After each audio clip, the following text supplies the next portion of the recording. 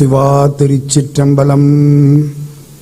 நம பார்வதி பதையே அரகர மகாதேவா. தென்னாடுடைய சிவனே போற்றி, எந்நாட்டவர்க்கும் இறைவா போற்றி. சரணமென்றடியில் வீழ்ந்து தாழ்ந்தெடும் அமரர்க்காக புறமிசை முறுவல் பூத்த புண்ணிய கடலில் தோன்றி திறமொரு சிலம்பை மேவும் சிதம்பர கணேசன் தாளை கரமலர் குவித்து வாழ்த்தி கடையனேன் உய்ந்தவாறே. வரம் கொண்ட உமை முளைப்பால் மணங்கொண்ட செவ்வாயும் பரங்கொண்ட களிமையிலும் 12 கண்மலரும் சிறங்கொண்ட மறையிறைஞ்சும் சேவடியும் செந்தூரன் கரம் கொண்ட வேலும் எந்தன் கண்ணை விட்டு நீங்காவே. நேசம் நிறைந்த உள்ளத்தால் நீளம் நிறைந்த மணிகண்டத்து ஈசன் அடியார் பெருமையினை எல்லா உயிரும் தொடையெடுத்து தேசமுய்ய திருத்தொண்ட தொகை முன்பணித்த திருவாளன் வாசமலர் மென்கடல் வணங்க வந்த பிறப்பை வணங்குவாம்.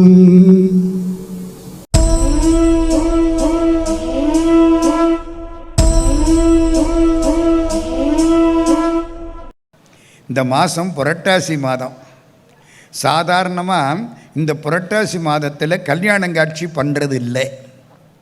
எதனால்? இந்த புரட்டாசி மாதம் 2 பேருக்கு உரியது. ஒன்று பெருமாளுக்கு, இன்னொன்று அம்பாளுக்கு. அம்பாளுடைய நவராத்திரி எப்போ வரும்? புரட்டாசியில் தான் வரும். சிவபெருமானுக்கு 1 ராத்திரி சிவராத்திரி, அம்பாளுக்கு 9 ராத்திரி நவராத்திரி. சிவபெருமான் இந்த ஆண்டு விட்டால் திருப்பி அடுத்த வருஷம்தான் சிவராத்திரி. அம்பாள் நமக்கு 9 சான்ஸ் கொடுக்குறா. இன்றைக்கி முடியலையா நாளைக்கு வந்து வாரு, நாளைக்கு முடியலையா நாளானைக்கு வந்து வாரு. 9 வாய்ப்புகள் அம்பாள் பராசக்தி தருகிறாள். இந்த மாதம் அம்பாளுக்குரியது. ஏன்? இந்த மாதம் பெருமாளுக்குரியது. திருப்பதியில் கூட்டம், அவ்வளவு கூட்டம். இப்போ பிரம்மோற்சவம் நடந்துக்கிட்டு இருக்கு. எதனால்? ஏன் தெரியுமா? இந்த புரட்டாசி மாதத்தில் வெப்பமும் அதிகமாக இருக்கும், சமயத்தில் மழையும் பெய்யும். உடம்புக்கு பல வியாதிகளை உண்டாக்கக்கூடிய மாதம் இந்த புரட்டாசி மாதம். புரட்டாசி வெயில் மாதிரின்னு சொல்லுவாங்க. வெயிலும் அதிகமாக இருக்கும், மழையும் அதிகமாக இருக்கும். 2க்கும் தப்பிக்கணும். காப்பாற்றக்கூடிய தெய்வம் பெருமாள், காப்பாற்றக்கூடிய தெய்வம் பராசக்தி. சிவபெருமான் ஒடுக்கிறவர், பிரம்மா உண்டாக்கிறவர், திருமால் காப்பாற்றுறவர். அம்பாள் பராசக்தி காப்பாற்றக்கூடியவள். அம்பாளும் பச்சை நிறம், சிவபெருமானும் பெருமாளும் பச்சை நிறம். சிவபெருமான் சிவப்பு, செந்தழல் பிடம்பன்ன மேனி, திருவாசகம். அம்பாளும் பச்சை நிறம். ஓங்காரி என்பாள் அவள் ஒரு பெண் பிள்ளை, நீங்காத பச்சை நிறத்தை உடையவள் ஆங்காரியாகி ஐவரை பெற்றிட்டு கிரீம்காரத்துள்ளே இனிதமர்ந்தாளே, திருமந்திரம்.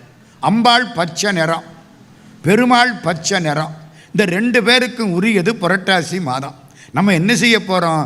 அம்பாள் சன்னிதானத்தில் அவள் பெருமையை பேசக்கூடிய மகாபாரதத்தில் கிருஷ்ண பரமாத்மா பெருமையும் அதுக்கு சமமாக இருக்கிறதுனால நம்ம இப்போது 2 in 1 ஒரே மகாபாரதத்தில் 2 பேரை வழிபாடு பண்ண போகிறோம். பாதி அம்பாள், மீதி கிருஷ்ண பரமாத்மா. இந்த மகாபாரதத்தை வியாசர் பாடினார். வியாசர் பாடுற பொழுது 1,00,000 கிரந்தம் தமிழ் இந்தியாவுக்கு வந்து தான். அவர் பாடினது ஏகப்பட்டது. இந்தியாவுக்கு வந்தது 1,00,000 கிரந்தம். அவர் என்ன சொன்னாரான்? நான் பாடுறேன், ஆனால் நான் சொல்கிற வேகத்துக்கு யாராவது எழுதணும். அவ்வளவு வேகம் எழுதுறதுக்கு ஆள் இருக்கா? நாரதர் சொன்னாராம், அவ்வளவு வேகம் எழுதக்கூடிய ஆற்றல் வாய்ந்தவர் கற்பக பிள்ளையார். அவருக்கு என்ன பேர்? கற்பக பிள்ளையார். ஏங்க கற்பக பிள்ளையார்னு பேர்? எதனால் கற்பக பிள்ளையார்னு பேர்?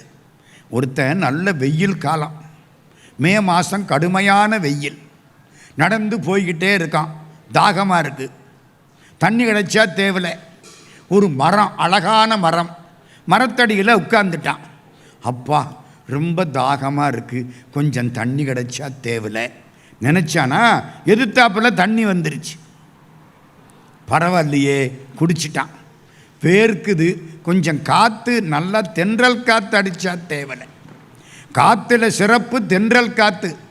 வடக்கிலேருந்து வந்தால் வாடை, கிழக்கிலேருந்து வந்தால் கொண்டல், மேற்கிலேருந்து வந்தால் மேல் காற்று, தெற்கிலேருந்து வந்தால் தென்றல் காற்று. 4 பக்கத்தில் காற்று வந்தால் 4 பேர் வச்சாங்க. தென்றல் காற்று உடம்பில் பட்டால் எல்லா சோர்வும் போயிடும். நடராஜா எந்த பக்கம் பார்த்து ஆடுறாரு? தெற்கு நோக்கி ஆடுறாரு. ஏன்? தெற்கிலேருந்து தென்றல் காற்று முகத்தில் பட்டா இவர் ஆட்டத்துக்கு ஒரு சுறுசுறுப்பு கிடைக்கும். தட்சிணாமூர்த்தி எந்த பக்கம் பார்த்து தியானம் பண்ணுறாரு? தெற்கு நோக்கி. தெக்கணாமூர்த்தி தான் தட்சிணாமூர்த்தி. தட்சிணம்னா தெற்கு திசை. ஏன்? முகத்தில் அந்த காற்று படும். இவன் என்ன நினைச்சான்? ஒரு தென்றல் காற்று அடித்தா தேவையில்லையே. வள்ளற் பெருமான் அழகா பாடுவார். கோடையிலே இளைப்பாற்றி கொள்ளும் வகை கிடைத்த குளிர் தருவே தருநிழலே நிழல் கனிந்த கனியே ஓடையிலே ஊறுகின்ற தீஞ்சுவை தண்ணீரே உகந்த தண்ணீரிடை மலர்ந்த சுகந்த மணமலரே மேடையிலே வீசுகின்ற மெல்லிய பூங்காற்றே. மேடையில் வீசுகின்ற மெல்லிய பூங்காற்று சிவபெருமானா. வள்ளலார் பாடுகிறார். தென்றல் காற்று அடித்தா தேவையில்லையே நினைச்சானா, தென்றல் காற்று அடிச்சது. என்னடா இது ஆச்சரியமாக இருக்குது, நினச்சதெல்லாம் நடக்குதே, பசிக்குதே, கொஞ்சம் நல்ல சாப்பாடு இருந்தால், அறுசுவை உணவு வந்துருச்சு எதிர்த்தாப்பில். ஆகா, இது பரிமாறுறதுக்கு ஒரு பொண்ணு இருந்தால். எப்பவும் தானே எடுத்து போட்டு சாப்பிடப்படாது. பாவம் பண்ணவன் தான் தானாக சாப்பிடுவேன். பெண்டாட்டி ஊட்டணும், இல்லை மகள் பரிமாறணும், இல்லை தாய் பரிமாறணும். இதெல்லாம் கிடைக்கணும்னா கொடுத்து வைக்கணும். இவன் என்ன நினச்சான்? ஒரு பொண்ணு இருந்தால் தேவையில்லையே. ஒரு பொண்ணு வந்துருச்சு. அந்த பொண்ணு பரிமாற இவன் சாப்பிட நல்லா சாப்பிட்டானா கொஞ்சம் அப்படி தூக்கம் வந்தது. ஒரு கட்டிலும் மெத்தையும் இருந்தால் தேவையில்லையேன்னு நினச்சான். இந்த மனுஷனுடைய ஆசைக்கு எல்லையே கிடையாது. ஒன்று கிடைச்சா அடுத்தது, அது கிடைச்சா அடுத்தது. கவியரசு கண்ணதாசன் அழகாக சொல்லுவார், அந்த காலத்தில் ஒரு நாளைக்கு 10 ரூபா கிடைக்குமான்னு நினச்சேன், கிடைக்க ஆரம்பிச்சுது. அதுக்கப்புறம் ஒரு நாளைக்கு 100 ரூபா கிடைக்குமான்னு நினச்சேன், கிடைக்க ஆரம்பிச்சுது. அதுக்கப்புறம் ஒரு நாளைக்கு 1000 ரூபா சம்பாதிக்க முடியுமா அன்னு நினச்சேன், சம்பாதிக்க ஆரம்பித்தேன். இப்போ சின்னப்பா தேவர் தினம் 10,000 ரூபா கொண்டு வந்து கொட்டிக்கிட்டே இருக்காரு. இப்போ நினைக்கிறேன், நாமே நோட்டடிச்சா என்னன்னு. Man is a bundle of desires. ஆசைகளின் கட்டுக்கு பெயர் மனிதன். ஆசை வருமா இல்லையா? கட்டில் வந்துருச்சு, மெத்தை வந்துருச்சு, பேசாமல் படுக்க வேண்டியதானே. இவ்வளவு நேரம் யோக்கியமாக நினச்சான்ல, இப்போ ஒன்று நினச்சான். என்ன நினச்சான்? நீங்கள் நினைக்கிற மாதிரியெல்லாம் நினைக்கல. நான் நினச்சதெல்லாம் நடக்குது. ஒரு புலி வந்து என்னை அடிச்சு விட்டா, புலி வந்து அடிச்சு பிடிச்சி கதை முடிஞ்சு வச்சு. ஏன்னா இவன் உட்கார்ந்திருந்த மரம் கற்பக மரம். கற்பக மரத்தின் கீழே இருந்து எதை நினைத்தாலும் அது கிடைக்கும், நினைச்சா போதும். இவன் அது புரியாமல் நல்லதே நினைக்கணும். எப்பவும் சொல்கிறேன், நல்லதையே நினையுங்கள், நல்லதையே பேசுங்கள், நல்லதையே கேளுங்கள், நல்லது மட்டும்தான் நடக்கும். எழுதி வச்சுங்க, கெட்டதை நினைக்கக்கூடாது. பாசிட்டிவ் திங்கிங் சொல்கிறானா இல்லையா? நல்லதையே நினையுங்கள், எண்ணிய முடிதல் வேண்டும், நல்லவே எண்ணல் வேண்டும், திண்ணிய நெஞ்சம் வேண்டும், தெளிந்த நல்லறிவு வேண்டும், பண்ணிய பாவமெல்லாம் பருதி முன் பனியே போல நன்னிய நின்முன் இங்கு நசித்திடல் வேண்டும் அன்னாய். மாரியம்மாள்கிட்ட போய் என்ன கேட்கணும்? பாரதி பாடி கொடுத்துருக்கான், நினைச்சது நடக்கணும். இந்த அடுத்த வீட்டுக்காரன் கெட்டு போகணும்னு நினைக்கலாமா? நினைக்கப்படாது. நல்லவே எண்ணல் வேண்டும், நல்லதை நினை, அம்பாள் நிறைவேற்றி கொடுப்பாள். தனந்தரும் கல்வி தரும், ஒரு நாளும் தளர்வறியா மனந்தரும், தெய்வ வடிவுந்தரும், நெஞ்சில் வஞ்சமில்லாயினந்தரும், நல்லன எல்லாம் தரும். என்ன? நல்லன எல்லாம் தரும். அன்பர் என்பவர்க்கே கனந்தரும் பூங்குழலாள் அபிராமி கடைக்கண்களே. என்ன நினைச்சா? புலி வந்து அடிச்சு விட்டா அடிச்சு விடுச்சு. ஏன்னா அந்த மரம் கற்பக மரம். இருங்க, இப்போ தான் இந்த கதைக்கு இன்டர்வல் விட்டுருக்கேன். சில படம் இன்டர்வலுக்கு அப்புறம் தான் நல்லா இருக்கும் நினச்சிட்டானா, திடீர்னு அந்த கற்பக மரத்துக்கு வறுமை வந்துருச்சு. கற்பக மரத்துக்கு சாப்பிட வழி இல்லாமல் போச்சு. எங்கே போகும்? காரைக்குடிக்கு பக்கத்தில் பிள்ளையார்பட்டின்னு ஒரு ஊர் இருக்குது. அந்த பிள்ளையார்பட்டியில் பெருமானுக்கு பெயர் கற்பக பிள்ளையார். வடக்கு நோக்கி உட்கார்ந்திருப்பார். வடக்கு குபேரன் திசை. அந்த பிள்ளையார் வடக்கு நோக்கி உட்கார்ந்திருப்பார். வழிபாடு பண்ணவங்களுக்கு குபேரனுக்கு சரியான செல்வத்தை கொடுப்பார். எல்லா பிள்ளையாருக்கு எத்தனை கை? ஏங்க எத்தனை கை சொல்லுங்க? பிள்ளையாருக்கு எத்தனை கை? 5 கரத்தனை ஆனை முகத்தனை இந்தி நிளம்பிரை போலுமையிற்றனை நந்தி மகந்தனை ஞான கொழுந்தினை புந்தியில் வைத்தடி போற்றுகின்றேனே. பிள்ளையாருக்கு 5 கை. அவருக்கு இயல்பா உள்ள வலது கை இடது கை. அது போக எக்ஸ்ட்ராவா அங்குசம் பாசம் 2 கை, துதிக்கை தும்பிக்கை. நமக்கு அதுதான் நம்பிக்கை. சரிதானா? 5 கை. இந்த பிள்ளையார்பட்டி கற்பக பிள்ளையாருக்கு மட்டும் 3 கை. அங்குசம் பாசம் கிடையாதுங்க. ஒரு கை இடுப்பில் வச்சிருப்பார். வலது கையில் சிவலிங்கம் இருக்கும். கவலைப்படாதே, சிவலிங்கத்தை பூஜை பண்ணு. இடுப்பில் கை வச்சு கம்பீரமாக நிற்கலாம் போ. வேறு எங்கேயும் கிடையாது. இந்த கை இடுப்பில், வலது கையில் சிவலிங்கம், வலம் சுழிச்ச துதிக்கை 3 கை தான். இந்த கற்பக மரம் எங்கே போகுமா? கற்பக பிள்ளையார் காலில் போய் விழுமா. என்னன்னு கேட்பாராம். எனக்கு வறுமை வந்துருச்சு, கவலைப்படாதே, நான் உன்னை காப்பாற்றுறேன். ஊருக்கெல்லாம் கொடுக்குற கற்பக மரத்துக்கு வறுமை வருமானால் அந்த கற்பக மரம் கற்பக பிள்ளையார் காலில் போய் விழுமா. இப்போ சொல்லுங்க, கற்பக மரம் தேவலையா, கற்பக பிள்ளையார் தேவலையா? ஒரு பணக்காரர் வீட்டுக்கு போனேன். ஒரு 200 வெள்ளி கேட்கணும்னு போனேன். வாசப்படியில் உட்கார்ந்துருக்கேன். பணக்காரர் பூஜை பண்ணுறாருன்னு சொல்லிவிட்டாங்க. கேட்டுக்கிட்டே இருக்கேன். அவர் உள்ள பெரிய திருப்பதி வெங்கடாஜலபதி படத்தை வச்சிருக்கார். பெருமாளே, மாயாவதாரா, கோவிந்தா, வெங்கடேசா, 4 மில்லு வச்சிருக்கேன், 5வது மில்லு விலை பேசிக்கிட்டு இருக்கேன், 50 கோடி கேட்குறான், நான் 48ல் நிற்கிறேன், எப்படியாவது அந்த மில்லு என் கைக்கு வந்துடணும். என் மூத்த பிள்ளைக்கு MBBS கிடைக்கணும், என் 2வது பொண்ணுக்கு கல்யாணம் ஆகணும். இந்த ஆள் ஏகப்பட்ட லிஸ்ட்டு பெருமாள்கிட்ட வைக்கிறாரு. நான் போனது கேவலம் 200 வெள்ளிக்கு. இந்த ஆள் பெருமாள்கிட்ட கோடிக்கணக்காக பிச்சை எடுக்கிறாரு. நான் சின்ன பிச்சைக்காரன், இவர் பெரிய பிச்சைக்காரன். இதுக்கு எதுக்கு நான் இவர்கிட்ட போய் நிற்பானே? நான் நேர பெருமாள்கிட்ட போனா இது எதுக்குங்க இவர்கிட்ட போய் நான் நிற்கணும்? எந்திரிச்சு போயிட்டேன். அது மாதிரி கற்பக மரத்தை விட கற்பக பிள்ளையார் சிறப்பு. எதுக்கு சார் இவ்வளவு சொல்கிறீங்க? வியாச பகவானுக்கு நாரதர் சொன்னார், நீங்கள் பாரதத்தை எழுத வேண்டுமானால் அதை நீங்கள் சொன்ன மாதிரி எழுதுவதற்கு கற்பக பிள்ளையார் காலில் விழுங்கள். பிள்ளையார் வந்துட்டார். 2 தும்பிக்கை, ஒரு தும்பிக்கை 2 தந்தம், கம்பீரமாக 2 தந்தம். நான் சொல்ல சொல்ல நீங்கள் எழுதணும். எங்கே? மேருமலை. அந்த இடத்த நான் போய் பார்த்துட்டு வந்தேன். எங்கே? கேதார்நாத் போகிறோம்ல, கங்கோத்ரி, யமுனோத்ரி, கேதார்நாத் மலை, அங்கே இருந்து புறப்பட்டு போனால் பத்ரிநாத். கேதார்நாத் சிவலிங்கம், பத்ரிநாத் நாராயணமூர்த்தி. சாலக்கிராமத்தினாலான மூர்த்தி பத்ரி நாராயணமூர்த்தி. பத்ரினா இலந்த மரம். அம்பாள் மகாலட்சுமி இலந்த மரமாக நிற்க, கீழே பெருமாள் சாலக்கிராம மூர்த்திய அழகான காட்சி. அந்த இடத்துக்கு என்ன பேர்? பத்ரிநாத். வருஷத்தில் 6 மாதம் திறந்திருக்கும், 6 மாதம் மூடி இருக்கும். அதை தாண்டி 1 கிலோமீட்டர் மேலே மலையில் ஏறுனா மானான்னு ஒரு இடம். அந்த மானாங்கிற இடத்துல போய் பார்த்தீங்கன்னா ரொம்ப அற்புதமாக ஒரு காட்சி நமக்கு கிடைக்கும். ஒரு மலையில் குகைக்குள்ளே போனால் ஏசி மாதிரி இருக்குது, ரொம்ப நல்லா இருக்குது. நான் ஒரு 1/2 மணி நேரம் அங்கே தியானம் பண்ணினேன், அவ்வளவு சுகமாக இருக்குது. என்ன, 1 கிலோமீட்டர் மலையில் கொஞ்சம் மூச்சை பிடிச்சி ஏறணும்.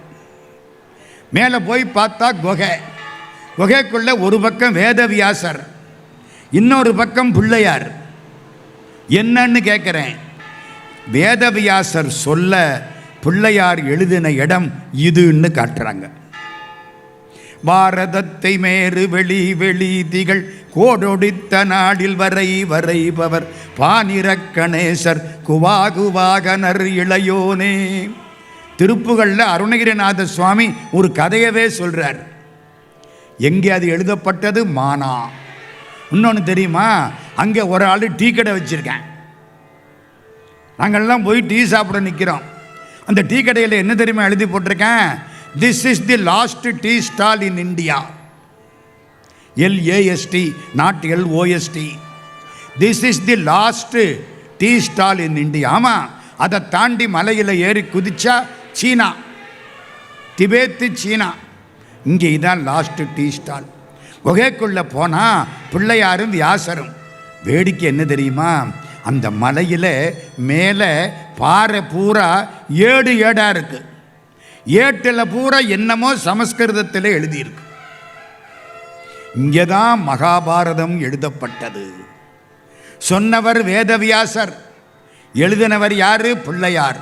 கைத்தல நிறைகனி அப்பமோடவல் பொறி கப்பிய கரிமுகன் அடிபேணி கற்றிடும் அடியவர் புத்தியில் உரைபவர் கற்பகமென வினை கடிதேகும் மத்தமும் மதியமும் வைத்திடும் அரண்மகன் மற்பொரு திரள்புய மதயானை மத்தள வயிரனை உத்தமி புதல்வனை மட்டவிழ் மலர் கொடு பணிவேனே முத்தமிழ் அடைவினை முற்படுகிரிதனில் முற்பட எழுதிய முதல்வோனே.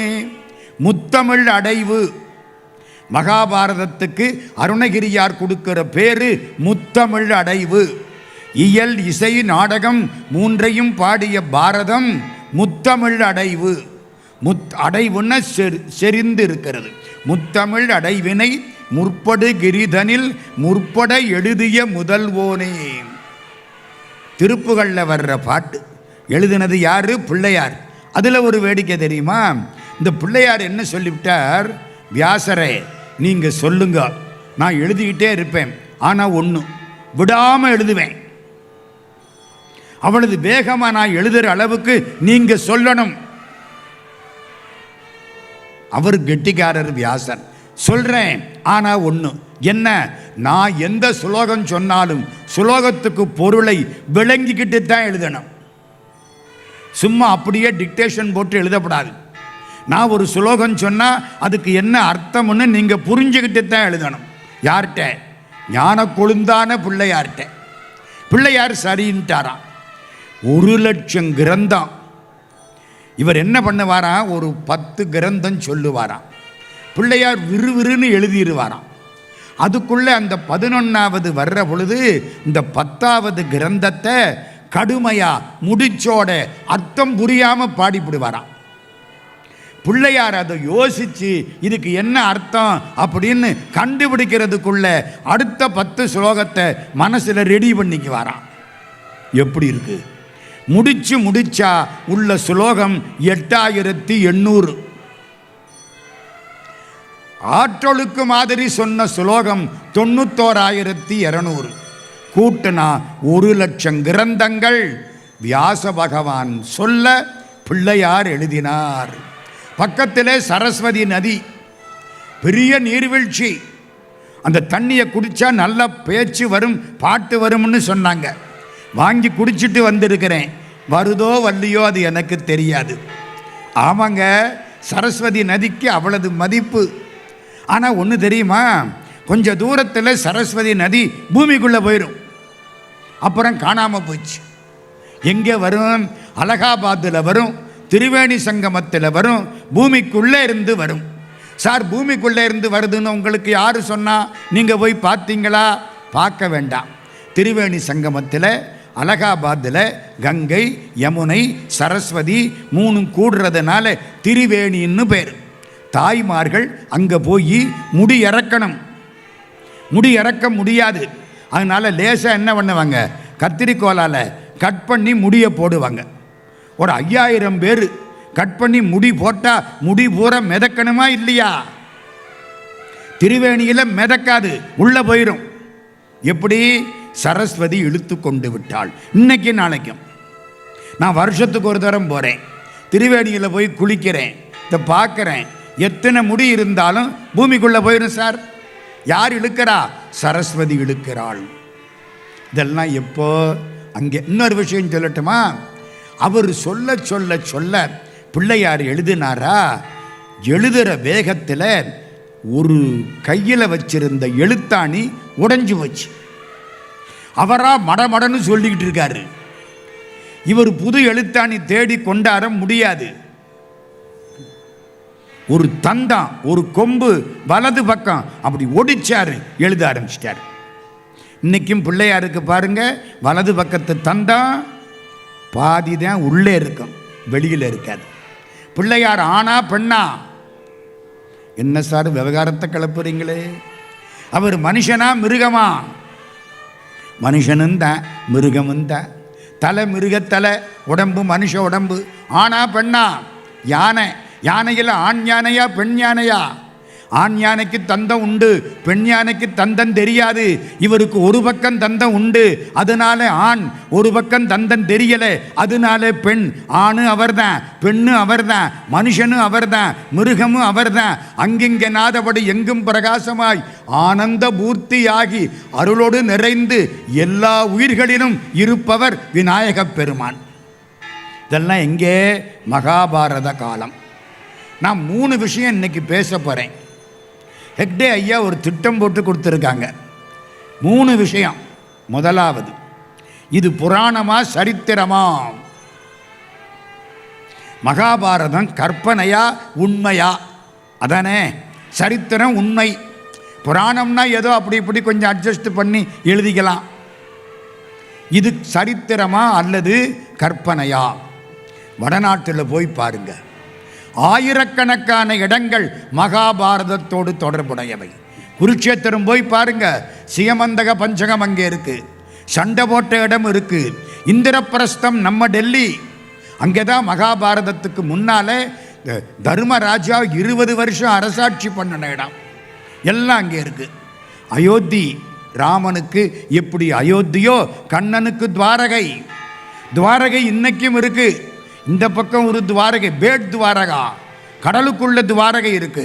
நான் பார்த்ததை சொல்றேன், கண்டதை சொல்றேன், கண்டதை சொல்லல. நான் கண்ணால் கண்டதை சொல்றேன். துவாரகை இன்னைக்கும் இருக்கு. அது சத்தியமாக சரித்திரம். என்ன எழுதினவங்க கொஞ்சம் கண்ணு காது மூக்கு ஒட்ட வச்சிருப்பாங்க, அது இயல்பு தானே. ஒன்று சொல்கிற பொழுது கவிஞன் ஒரு நயத்துக்காக கொஞ்சம் அப்படி ஒட்டுவான். ஒன்று வேண்டாம். தாடகை, அவள் ரொம்ப பொல்லாதவள், சரி.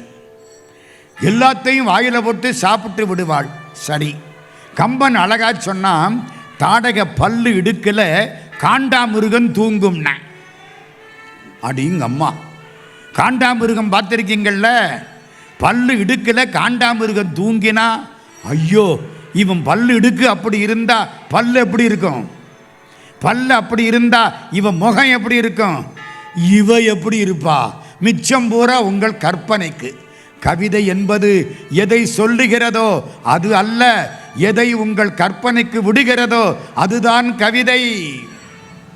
இதெல்லாம் கவிஞனுக்கு கொடுக்கப்பட்ட லைசன்ஸ். அதனாலே கொஞ்சம் முன்ன பின்ன சேர்த்திருப்பாங்க. கதை நடந்த நிகழ்ச்சி ஒன்று. ராமாயணத்தையும் பாரதத்தையும் முதல்ல பாராட்டின ஆள் யார் தெரியுமா? ஒரு வெள்ளைக்காரன், ராபர்ட் கிளைவ்னு ஒரு ஆள். இந்தியாவில் மகாராணி விக்டோரியா மகாராணியினுடைய சார்பில் இந்தியாவுக்கு ஆட்சி பண்ண வந்தவன் ராபர்ட் கிளைவ். எப்போ? 1857 சுதந்திர போராட்டத்துக்கு அப்புறம், சிப்பாய் கழகத்துக்கு அப்புறம். ராபர்ட் கிளைவுக்கு அப்புறம் வந்தவன் வாரன் ஹேஸ்டிங்ஸ், கவர்னர் ஜெனரல்னு அந்த காலத்தில் பேர். எல்லாம் ஒன்றா இருந்துச்சுங்க. மலேசியா, சிங்கப்பூர், பங்களாதேஷ், பாகிஸ்தான், இலங்கை, பர்மா, இந்தியா எல்லாம் ஒரே ஆட்சி. விக்டோரியா மகாராணியினுடைய ஆட்சி. இதுக்கு பாஸ்போர்ட்டெல்லாம் வேண்டாம், இதுக்குள்ளே போயிட்டு வர்றதுக்கு. அந்த காலம் அப்படித்தான். வாரன் ஹேஸ்டிங்ஸ் இவ்வளவுக்கும் கவர்னர் ஜெனரல். அவன்கிட்ட இந்த ராமாயணத்தையும் பாரதத்தையும் ஆங்கிலத்தில் மொழிபெயர்த்து கொண்டே கொடுத்தாங்களாம். வாங்கி படிச்சுட்டு அந்த வெள்ளைக்காரன் என்ன தெரியுமா சொல்லியிருக்கான், ஒரு காலத்தில் எங்களுடைய ஆங்கிலேய சாம்ராஜ்யம் அழிந்து போகலாம், எங்களுடைய காலனிகள் எல்லாம் விடுதலை பெறலாம். இன்னைக்கு விடுதலை பெற்றுருச்சா இல்லையா? லண்டனை விட புகழ் வாய்ந்ததாக சிங்கப்பூர் இருக்கா இல்லையா? இன்னைக்கு சொல்லுங்க. உலக நாடுகள்னு பட்டியல் போட்டால் இங்கிலாந்து தூக்கி சாப்பிட்டு பிடிச்சி இத்தினூண்டு சிங்கப்பூர். சரிதானே? அதனால எங்களுடைய காலனிகள் எல்லாம் போகலாம். ஆனால் உலகம் அழியும் வரை, சூரியனும் சந்திரனும் உள்ளவரை நிச்சயமாக இந்தியாவின் புகழ் நிலைத்திருக்கும். அதற்கு காரணம் 2.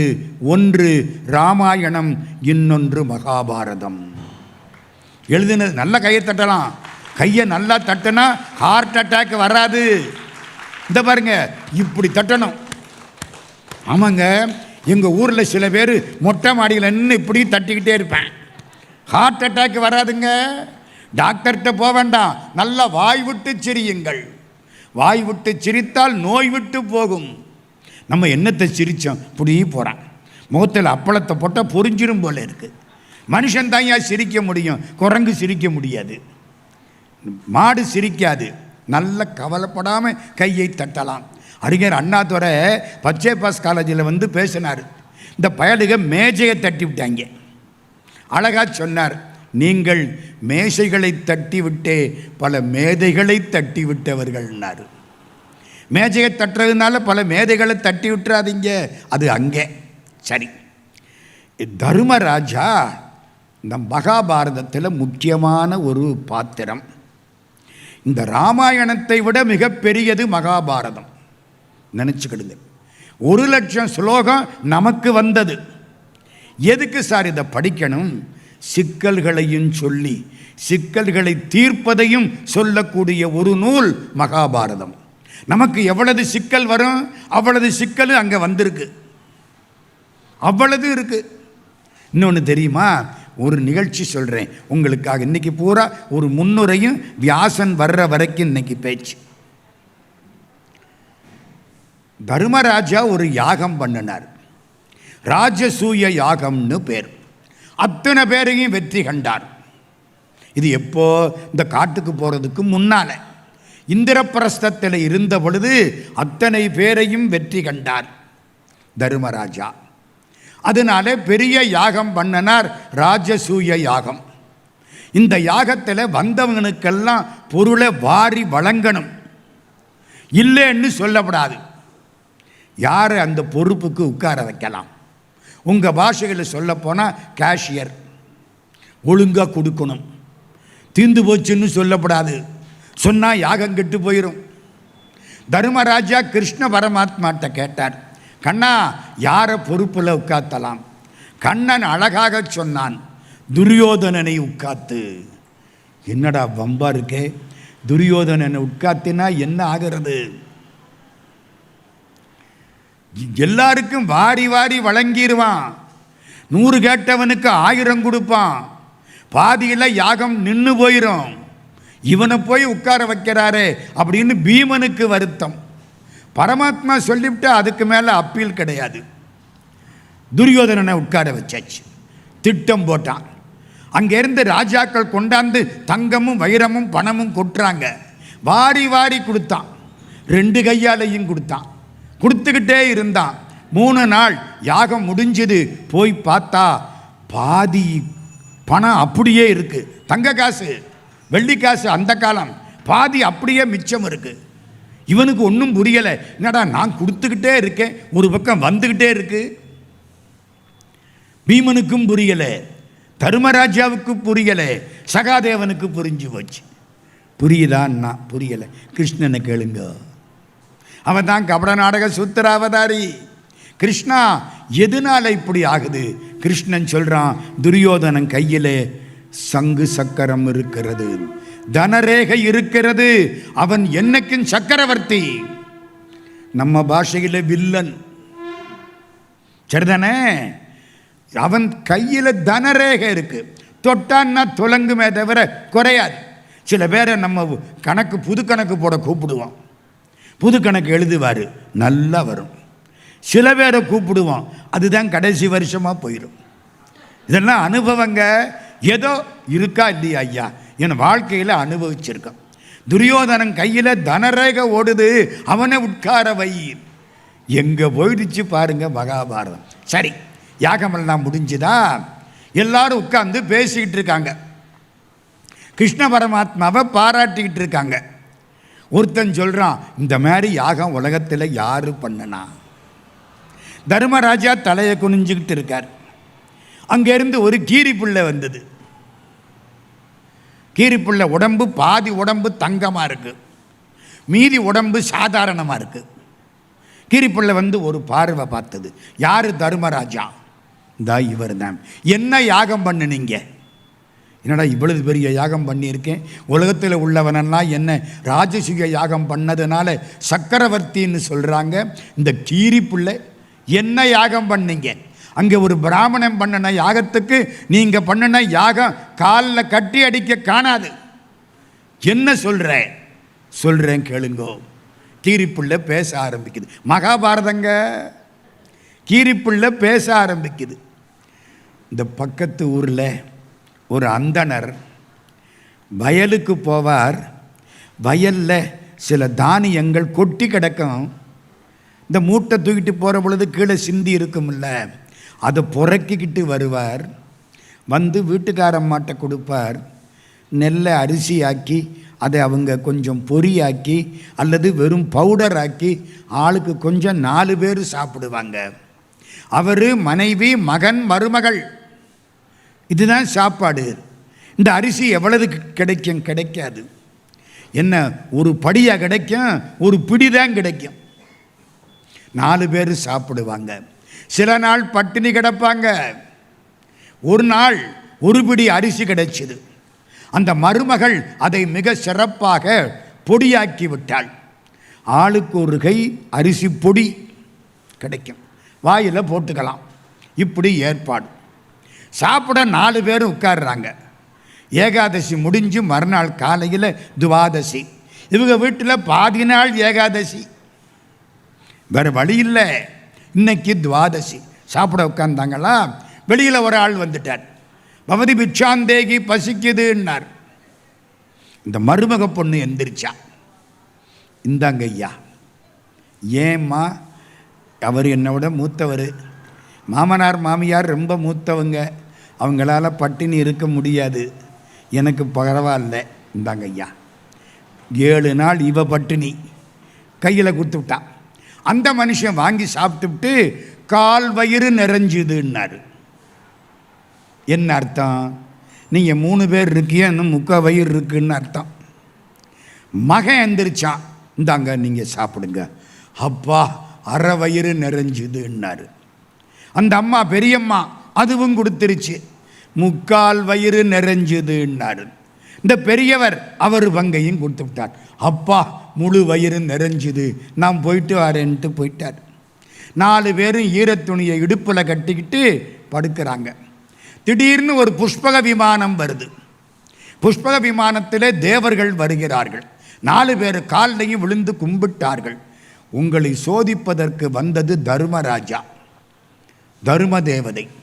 இத்தனை நாள் பட்டினி இருந்து கடைசியாக கிடைச்ச அந்த சாதத்தையும் அந்த உருண்டை அந்த மாவையும் கொடுத்து விட்டீர்கள்.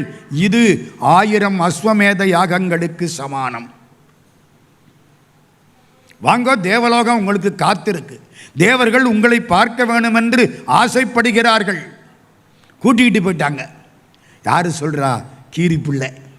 நான் அந்த ஓரத்தில் பொந்துக்குள்ளே இருந்தேன், மெதுவாக வெளியில் வந்தேன்.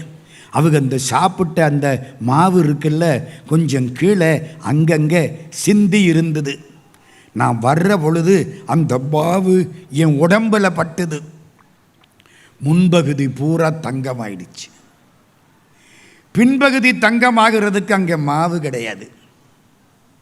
அவங்க சாப்பிட்டதே கொஞ்சம், அதில் கொட்டுனது கொஞ்சம், இது உடம்பில் பட்டது இன்னும் கொஞ்சம். மிச்ச உடம்பு கருப்பாக இருக்குது, முன் உடம்பு தங்கமாக இருக்குது. இந்த பின் உடம்பை தங்கமாக்குறதுக்கு யாரெல்லாம் எங்கேயெல்லாம் யாகம் பண்ணினாங்களோ அங்கேயெல்லாம் போய் விழுந்து விழுந்து புரண்டுட்டு வர்றேன். தர்மராஜா இங்கேயும் வந்து பிறண்டேன், ஒன்றும் புண்ணியம் இல்லை. அந்த பிராமணனுடைய தர்மத்துக்கு, அந்த தானத்துக்கு நீ பண்ணின ராஜசூய யாகம் எம்மாத்திரம் கீறி மறைஞ்சிருச்சு. இந்த கதை எதுக்கு சொன்னார் வியாச பகவான்? நீங்கள் 1000 வச்சுக்கிட்டு 500 ரூபா மாரியம்மனுக்கு கொடுத்து விட்டு நான் 500 ரூபா கொடுத்தேன்னு சொல்லாதீங்க. ரொம்ப பேர் அடுத்த வேளை சோத்துக்கு இல்லாமல் இருக்கிறத கொண்டாந்து கொடுக்குறானே அவனுக்குத்தான் ராஜ மரியாதை. நம்மெல்லாம் என்ன பண்ணுறோம், அவள் கொடுத்ததில் ஒரு பகுதியை அவளுக்கே கொடுத்து விட்டு நம்ம பேரை போட்டுக்கிறோம். கோவிந்தசாமி செட்டியார் பயம் உபயம்னு எழுத டியூப்லைட்டில் இடம் கிடையாது. ஊனா மேலே பயங்கீழே எழுதுகிறோமா இல்லையா? அம்மா மணி பர்ஸ்லேருந்து பணத்தை எடுத்து அம்மாவுக்கே பர்த்டேக்கு நன்கு ஒரு கொடை வாங்கி கொடுத்து விட்டு, பரிசு வாங்கி கொடுத்து விட்டு, அம்மா நான் உனக்கு கொடுத்தேன்னு சொன்னால் அது எவ்வளவு வேடிக்கையோ. அம்பாள் கொடுத்த பணத்தை அவளுக்கு திருப்பி கொடுத்து விட்டு நம்ம பேரை போர்டில் அழகாக போட்டுக்கிறோம். அதுக்கு தான் இந்த கதை. இதெல்லாம் எங்கே இருக்குங்கிறீங்க? நம்ம மகாபாரதத்தில் இருக்குது. தர்ம சங்கடம்னு சொல்கிறீங்கள்ல, நான் அங்கங்கே தொட்டு காமிச்சுக்கிட்டு போகிறேன். எதுக்கு தர்ம சங்கடம்னு பேர் தெரியுமா? தர்மராஜாவுக்கு ஒரு சங்கடம் வந்துச்சு. துரோணர்னு ஒருத்தர், நான் ஒரு நாளைக்கு முழுக்க அவரை பற்றி பேச இருக்கிறேன். வில்லுக்கு பிறந்தவர் துரோணர், கும்பத்தில் பிறந்தவர் துரோணர். யுத்தம் ஆரம்பிக்கிற பொழுது தர்மராஜா போய் துரோணர் காலில் விழுந்தார். துரோணர் ஆசீர்வாதம் பண்ணினார். என்னப்பா வேணும்? நீங்கள் எப்போ இறப்பீர்கள்னு எனக்கு சொல்லணும்.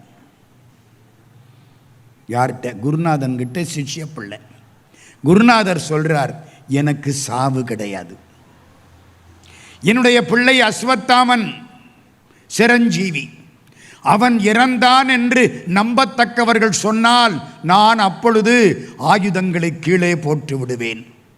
என்னை கொல்வதற்காக பிறந்தவன் திருஷ்டத்யும்னன், திட்டத்துயினன், தமிழில் திட்டத்துயினன், அவன் என்னை கொல்வான் சொல்லிவிட்டார். இது என்னைக்கு? யுத்தம் ஆரம்பிக்கிற அன்னைக்கு. 15ஆம் நாள் யுத்தம். பீஷ்மாச்சாரியார் காலமாயிட்டார். துரோணர் தான் சேனாதிபதி. 15ஆம் நாள் யுத்தம். பாட்டனார் மாதிரி இந்த ஆச்சாரியார் அப்படி ஜொலிக்கிறார். எல்லாரும் பயப்படுறாங்க, அர்ஜுனா துரோணரை கொல்லணுமே. கிருஷ்ண பரமாத்மா பக்கத்தில் வந்தார். தர்மராஜா, என்ன ஒன்னே ஒன்று செய்யணும். என்ன? அஸ்வத்தாமா இறந்தான்னு சொல்லணும். ஐயோயோ, இந்த தான் நிற்கிறேன், நான் எப்படி சொல்கிறது? சில பயலுக காலேஜுக்கு வர்றதுக்கு முன்னால் ஹைஸ்கூலில் படிக்கிற பொழுது பாட்டி செத்து போயிட்டாள்னு 3 நாள் லீவ் வாங்குவாங்க. சாயந்தரம் பாட்டி தேடி வந்துடுவான். ஹெட்மாஸ்டர் பாப்பார் கால் இருக்கா இல்லையான்னு. பாப்பாரா இல்லையா? எதிர்த்தாப்பில் நிற்கிறேன். அஸ்வத்தாமன், ஆமாம் சொல்லணும் நீ. நான் பொய் சொல்ல மாட்டேன். அப்படியா? சரி. பீமா, என்ன? அந்த ஒரு யானை நிற்குதா? ஆமாம். அந்த யானைக்கு என்னடா பேர்? அஸ்வத்தாமான்னு பேர். கொல்லு அந்த யானையை. எல்லாம் நம்மால் பண்ணுற வேலை. யாரு? கபட நாடக சூத்திராவதாரி கிருஷ்ண பரமாத்மா. அந்த யானைக்கு என்ன பேர் சொன்ன? அஸ்வத்தாமா. விடு அம்பு. யானை செத்து போச்சு. தர்மராஜா, என்ன? அஸ்வத்தாமா என்ற யானை இறந்து விட்டது அப்படின்னு சொல்லு. சொல்லலாமா? உண்மைதானே? பொய் இல்லையே. சொல்கிறேன். இந்த பாரு, சொல்கிறது நல்லா சொல்லணும். எதை சொல்கிறோம்ங்கிறத விட அதை எப்படி சொல்கிறோம்ங்கிறது முக்கியம். இந்த அவரை பாருங்க, பசு மாதிரி இருக்காருன்னா சிரிச்சுக்குவார், மாடு மாதிரி இருக்காருன்னா முட்டிடுவார். ரெண்டும் ஒன்று தானையா? வார்த்தை தானே இருக்குது நம்ம கையில். நல்லா சொல்லுங்க, இனிமையாக பேசுங்கள். யாவர்க்குமாம் பிறர்க்கு இன்னுரை தானே. என்ன சொல்லணுங்கிற கிருஷ்ணா? அஸ்வத்தாமா கத குஞ்சரக. தமிழில் சொல்லவா? அஸ்வத்தாமன் இறந்து விட்டான் அப்படிங்கிற யானை. அஸ்வத்தாமா கத குஞ்சரக. குஞ்சரம்னா யானை. அஸ்வத்தாமா கத, அஸ்வத்தாமன் இறந்து விட்டான் அப்படிங்கிற யானை இப்படி அழகா சொல்லு. தர்மராஜா சரின்னு ஒத்துக்கிட்டார். அஸ்வத்தாமா கத. குஞ்சரகன்னார்ல, கிருஷ்ணன் வாயில பாஞ்சசன்யத்தை வச்சு பூமுன்னு ஊதிட்டான். குஞ்சரகங்கிற வார்த்தை துரோணர் காதில் விழலை, சங்கூதியாச்சு. யாருக்கு? துரோணருக்கு. அநியாயத்தை பார்த்தேளா? குஞ்சரகங்கிற வார்த்தை காதில் விழாதபடி சங்க ஊதிவிட்டான் பாஞ்சசன்யத்தை. துரோணாச்சாரியார் ஐயோ அஸ்வத்தாமன் இறந்தானா, தருமரே சொல்லிவிட்டாரே, அப்படியே உட்கார்ந்தார். திட்டத்துயினன் வந்தான், கழுத்தை வெட்டனா, துரோணர் கதை முடிஞ்சு போச்சு. வேடிக்கை என்ன தெரியுமா? தர்மராஜாவுடைய தேரு பூமிக்கு 1/2 அடி மேலே போகுமா, பூமியை தொடப்படாதான். பொய் சொல்ற பூமியை தொடப்படாது. இப்போ இவரே பொய் சொல்லிவிட்டாரே, தேரு தரையை தொட்டுருச்சான். சரிதானா? இதுக்கு பேர் தான் தர்ம சங்கடம். சொல்லலாமா வேண்டாமா? பொய் சொல்லப்படாது, பொய் மாதிரி சொல்லலாம். நம்ம அப்படித்தானே பண்ணுறோம். பொய்மையும் வாய்மை இடத்த புரை தீர்ந்த நன்மை பயக்கும் எனின். இந்த மற்ற யுகங்களுக்கும் இந்த கலியுகம் துவாபர யுகத்துக்கும் வித்தியாசம் என்ன தெரியுமா? மற்ற யுகத்தில் எல்லாம் வழியும் சுத்தமாக இருக்கணும், முடிவும் சுத்தமாக இருக்கணும். Ways and means, means and end அப்படி சொல்லுவோம், அதான் கரெக்டு. வழியும் சுத்தமாக இருக்கணும், அடைய வேண்டிய எண்டு முடிவும் சுத்தமாக இருக்கணும். மகாத்மாவுக்கு அப்படித்தான். கிருஷ்ணருக்கு அப்படி இல்லை. முடிவு நல்லதாக இருக்கணும், வழி கொஞ்சம் அட்ஜஸ்ட் பண்ணிக்கலாம். எப்படியோ அதை அடையணும். எப்படி வேணாலும் அடையலாம். இது கலியுகம். கலியுகத்துக்கு பக்கத்தில் வந்த யுகம் துவாபர யுகம். அதனால அப்படியே அது பூரா வந்துச்சு. தர்ம சங்கடம் நேர்ந்த பொழுது தர்மராஜா பண்ணதை சொல்லி, அது தப்பா சரியாங்கிறத சொல்லி இவ்வளதையும் காண்பித்த நூல் மகாபாரதம். மண்ணாசையினால துரியோதனன் கெட்டான், பெண்ணாசையினாலே ராவணன் கெட்டான். இந்த 2 ஆசையும் இருந்தா உலகத்தில் நமக்கு அழிவு. மகாபாரதத்துக்கு இன்னொரு பெருமை என்ன தெரியுமா? முதல்ல பகவத்கீதை, கடைசியா விஷ்ணு சகஸ்ரநாமம்.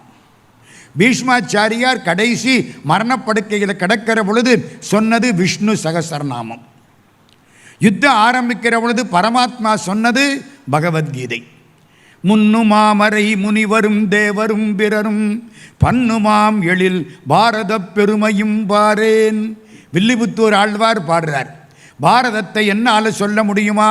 என்னால் சொல்ல முடியலை. அதை பற்றி கவலை இல்லை. நான் ஏன் தெரியுமா பாரதம் சொல்கிறேன்? மன்னு மாதவன் சரிதமும் இடையிடை வழங்கும் என்னும் ஆசையால் யானும் ஈது இயம்புதற்கு இசைந்தேன். மன்னு மாதவன் சரிதை, மன்னும் மாதவன் நிலை பெற்ற மாதவனாகிற பெருமாளுடைய சரித்திரம் வரும். அதனாலே நான் இந்த பாரதத்தை சொல்கிறேன். மன்னு மாதவன், மண் உமாதவன் பிரிச்சா மண் உமாதவன் நிலை பெற்ற உமையவளை ஒரு பாகத்தில் கொண்ட சிவபெருமான். ஓ, அப்ப 2ஐயும் பாடுதா வில்லி பாரதா? ஆமா, பெருமாளையும் பாடுது, பெருமானையும் பாடுது. சிவபெருமானுக்கு பேரு உமாதவன், உமையவளை பக்கத்தில் வைத்த தவன் செய்பவன். அவருக்கு பேரு மாதவன், மண்ணு மாதவன், மண் உமாதவன். இதெல்லாம் எங்கே? வில்லிபுத்தூர் ஆழ்வார் பண்ற வேலை. 18 அக்குரோணி சேனை அழிஞ்சுதான். 18 நாள். கரெக்டாக சொல்லவா? ஒரு அக்குரோணின்னா 2,18,700 பேர். சரியா சொன்னான். 2,18,700 ஒரு அக்குரோணி. 18 அக்குரோணின்னா போய் பெருக்கி பாருங்க, 39,36,600 பேர் மொத்தம் சண்டை போட்டவங்க. கடைசி நாள் மிச்சம் 10 பேர், அவ்வளவு பேரும் அழிந்தார்கள். பூபாரம் தீர்ந்தது. 10 பேர் யாருங்கிறீங்க? தர்மர், பீமன், அர்ஜுனன், நகுலன், சகாதேவன், கிருஷ்ணன், சாத்தியகி, அஸ்வத்தாமா, கிருதவர்மா, கிருபாச்சாரி. துரியோதனன் பக்கத்தில் 3 பேர், அஸ்வத்தாமா, கிருதவர்மா, கிருபாச்சாரி. பாண்டவர் பக்கத்தில் பாண்டவர் 5, பரமாத்மா கிருஷ்ணன், அவன் தம்பி சாத்தியகி 7 பேர், 10 பேர் தான் மிச்சம். இதெல்லாம் கதை. இப்போ நான் வியாசர்கிட்ட போகிறேன். அந்த காலத்தில் ஜனமேஜய ராஜான்னு ஒரு ராஜா, ரொம்ப முன்னால் நான் போகலை, நடுவிலிருந்து ஆரம்பிக்கிறேன். ஜனமேஜய ராஜா சர்ப்ப யாகம் பண்ணினார். எல்லா பாம்பும் அதில் வந்து விழுந்து செத்து போயிடும். அப்படி ஒரு யாகத்தை ஆரம்பித்தார். அந்த யாகத்துக்கு வியாசருடைய சீடர் வைசம்பாயனர் வந்தார். வியாசரும் உட்கார்ந்திருக்கார். வைசம்பாயனரிடத்திலே ஜனமேஜய ராஜா கேட்குறான், இந்த வியாசரை பற்றி கொஞ்சம் சொல்லுங்க. ஏன்னா அவர்கிட்ட கேட்கக்கூடாது. நான் யாருன்னு எங்கிட்டே வந்து கேட்டால் நான் சொல்ல முடியுமா? சொல்ல முடியாது, சொல்லவும் கூடாது. அடுத்தவன் தான் சொல்லணும், நான் சொல்லக்கூடாது. என்னுடைய தாழ்வுகளை நான் சொல்லலாமே தவிர என்னுடைய புகழ்ச்சியை நான் சொல்லக்கூடாது. வியாசர் உட்கார்ந்திருக்கார். வைசம்பாயனர் பேச ஆரம்பிக்கிறார். பெரிய கதை, நல்லா கேட்குறீங்க. நான் அங்கேருந்து ஆரம்பிக்கிறேன். உபரி சிரவஸ்ன்னு ஒரு பெரிய மன்னன். அவன் ஆகாசத்திலே பறக்கிற ஆள். கீழே பார்த்தா அழகான மீனை பார்த்து ஆசைப்பட்டான். ஆசைப்பட்ட ஆபத்து, ஜென்மம் எடுத்து தீரணும்.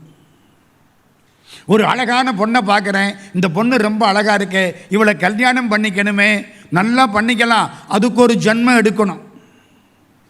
இவர் இப்படி காரில் போகிறாரு, நம்ம ஒரு கார் வாங்கினா தேவையில்லையே, வாங்கலாம், அதுக்கு ஒரு ஜென்மம் எடுக்கணும். நம்ம நினச்ச நினைப்புக்கெல்லாம் ஜென்மம் எடுத்தால் உலகம் அழிஞ்சாலும் நம்ம ஜென்ம கணக்கு அழியாது. இன்னும் கொஞ்சமாக நினச்சிருக்கான், என்னங்க எவ்வளவு ஆசைப்பட்டிருக்கான், அது கிடைக்குமா, இது கிடைக்குமா, இது கிடைக்குமா. மீனை பார்த்து ஆசைப்பட்டான் அந்த ராஜா.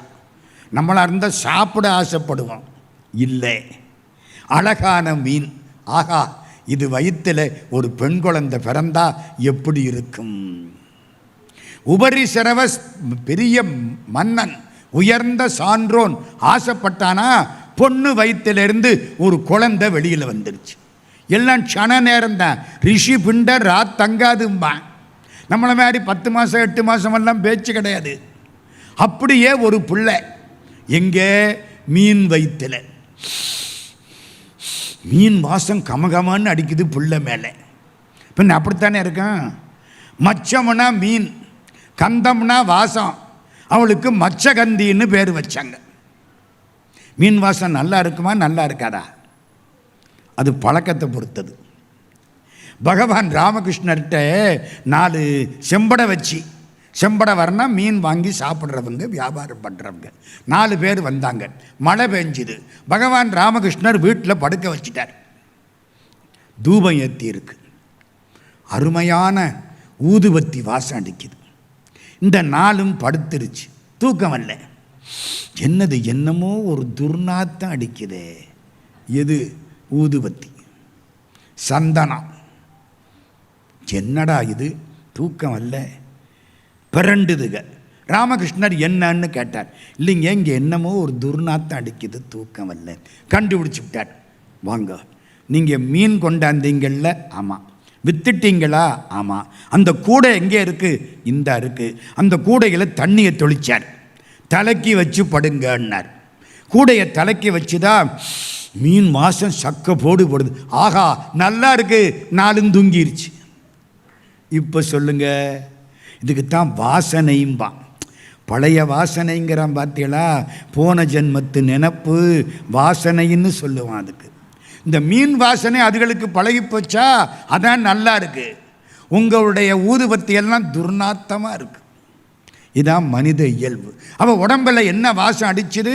மச்சகந்தி, மீன் வாசனை அடிக்குது. செம்படவ ராஜா பார்த்தான், வளர்த்தான். பொண்ணுக்கு 18 வயசு, அழகான பொண்ணு. அப்படி படகு ஓட்டிக்கிட்டு போகுது.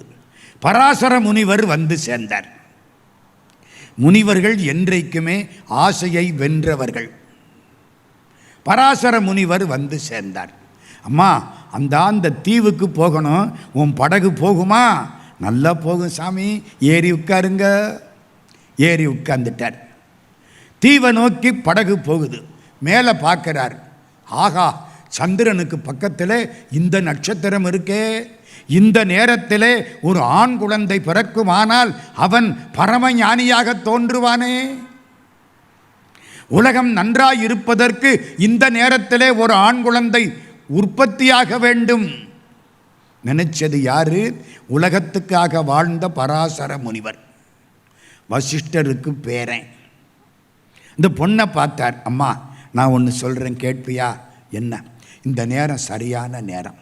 இப்போ ஒரு ஆண் குழந்தை பிறந்தா உலகத்துக்கு நன்மை. உன்னோட நான் இணைந்து ஒரு குழந்தை பெற்றுக்க போகிறேன். அதுக்கப்புறம் உன்னை பழைய மாதிரி ஆக்கிடுவேன். என்ன சாமின்னா, உலகத்துக்கு நன்மை, ஏற்றுக்கொள். ஒத்துக்கிட்டா. அவ்வளவுதான். தீவில் அப்பவே குழந்தை. இந்த 10 மாதமெல்லாம் கிடையாது. அதான் சொன்னேன், அப்பவே உடனே குழந்தை. அந்த குழந்தை தான் வேதவியாசர். அவருக்கு பேர் தெரியுமா? கிருஷ்ண துவைபாயன வியாசர். கிருஷ்ணம்னா கருப்பு. கிருஷ்ணன்னா என்ன அர்த்தம்? நம்ம கருப்பண்ணசாமின்னு அர்த்தம். ஆனால் இது கொஞ்சம் கடுமையாக இருக்குது, அது கொஞ்சம் நல்லா இருக்குது. ஐயர் பூஜை பண்ணனா, ஐயங்கார் பூஜை பண்ணனா கிருஷ்ணன், தாழ்த்தப்பட்டவன் பூஜை பண்ணனா கருப்பண்ணசாமி. அவ்வளவுதான். அங்கே சுத்தமான சாப்பாடு. இங்கே எல்லாம் நான் எதெல்லாம் சாப்பிட்றேனோ எல்லாம் கருப்பண்ணசாமிக்கு படைக்கலாம். சாராய கருப்பண்ணசாமி இருக்கா தெரியுமா உங்களுக்கு? ஆமாங்க. அவர்கிட்ட நான் ஒரு பக்கம் நேபாளத்தில் போய் மாட்டினேன். கடவுள் தான் என்னை காப்பாற்றினார். நேபாளத்தில் ஒரு அம்பாள் பராசக்தி, கையில் ஒரு ஓடு. நான் அம்பாள்னு சொல்லிட்டு கும்பிட்டேன். காட்மண்டு. என் பின்னால் 2 டாக்டர்கள், என்னுடைய நண்பர்கள். ஒரு சுற்றிட்டேன். அவள் கையில் ஒரு திருவோடு இருக்குது. அம்பாள் கையில் திருவோட்டில் பிரசாதம் இருக்குது. எல்லாம் எடுத்து நாக்கில் வச்சுக்கிறாங்க. நானும் பார்த்துட்டு பக்கத்தில் போனேன். திருவோட்டுக்குள்ளே கையை விட்டு எடுத்தேன். விறுவிறுன்னுச்சு. என்னடா விறுவிறுங்குதே? இந்த டாக்டர் பின்னால் இருக்கவர், ஐயா அதை நாக்கில் வச்சிடாதீங்க. ஏன்? அப்படித்தான். தொடச்சிட்டேன். வெளியில் வந்துட்டேன். ஐயா அது சாராயம். நாக்கில் வச்சா ஒன்றுமில்ல, ஊற்றி கொடுத்தாண்டி ஒரு ரவுண்டு, உலகம் சுற்றுது பல ரவுண்டுன்னு உட்காந்துருவீங்க. இன்றைக்கும் வச்சிருக்குதுங்க அங்கே. அம்பாள் கையில் சாராயம். நீ எதை சாப்பிடுவியோ அதை சாமிக்கு படைக்கலாம். கருப்பண்ணசாமி கிருஷ்ணன். எதுக்கு சொல்ல வந்தேன்? வியாசருக்கு என்ன பேர்? கிருஷ்ண துவைபாயன வியாசர். துவைபாயனன்னா தீவில் தோன்றியவர். ஒரு திட்டு, 4 பக்கமும் கடல் நதி, திட்டில் தோன்றியதனாலே துவைபாயனர். கருப்பாக இருந்ததுனாலே கிருஷ்ண. வியாசர்னா என்ன அர்த்தம்? நம்ம பிள்ளைங்களை சொல்கிறோம்ல, டேய் வியாசம் எழுதிக்கிட்டு வாடா. வியாசம்னா கட்டுரை. வேதத்தை 4ஆக பிரித்து வகுத்து கட்டியதனாலே அவருக்கு வியாசர்னு பேர். Nothing but compiler. தொகுக்கிறவருக்கு வியாசர்னு பேர். வேதத்தை தொகுத்ததுனால இவருக்கு என்ன பேர்? வேதவியாசர்னு பேர். கிருஷ்ண துவைபாயன வியாசர். ஒரு வேடிக்கை தெரியுமா? இந்த குழந்தை பிறந்த உடனே அம்மா பேர் என்ன சொன்னேன்? மச்சகந்தின்னு சொன்னேன். ஞாபகம் இருக்கா? உடம்புல மீன் வாசனை. இந்த குழந்தை பிறந்த உடனே உடம்புல சந்தன வாசனை மாறிப்போச்சு. பராசர முனிவர் கொடுத்தது பரிமளகந்தி. பரிமளம்னா இனிய வாசனை. பரிமளகளவ சுகந்த சந்தத்தனமானார் படையம படையன அந்தி குங்கட்கடையாலே வரியடி நிறை முரல் கொங்குர் குழலாலே மறுகிடு மருளனை இன்புற்றன் புத்தருள்வாயே அரிதிரு மருக கடம்ப தொங்கல் திருமார்வா அலைகுமுகுமுவென வெம்ப கண்டி தெரிவேலா திரிபுர தகனரும் வந்திக்கும் சர்க்குருநாதா ஜெய ஜெய ஹரஹர செந்தில் கந்த பெருமாளே. திருச்செந்தூர் திருப்புகள். பரிமள கலவ. கலவம்னா சந்தனம். சந்தன வாசம் அடிக்குதான் இவ உடம்பு. இவளுக்கு பேரு பரிமளகந்தி. திரும்ப கன்னித்தன்மை. அவ்வளவுதான். வேதவியாசர் பறந்துட்டார். ஒரு ஓரத்தில் அவரை உட்கார வைப்போம். வேற கதை கொஞ்சம் இருக்கே, அதை கொஞ்சம் ஓட்டிட்டு திரும்ப அவர்கிட்ட வந்துடுவேன்.